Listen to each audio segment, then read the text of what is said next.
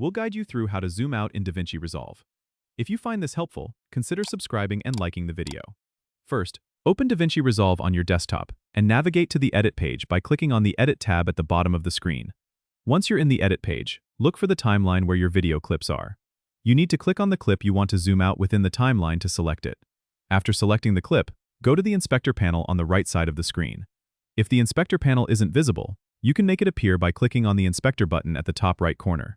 In the Inspector panel, you'll find various options for adjusting your clip's settings. Look for the Transform section. Here, you can see options like Position, Rotation Angle, and Zoom. To zoom out, you need to adjust the Zoom X and Zoom Y values. By default, these values might be set to 1. If you want to zoom out, you can decrease these values by typing in a lower number, such as 0.8 or 0.5, depending on how much you want to zoom out. You will notice the clip appearing smaller in the preview window as you decrease these values.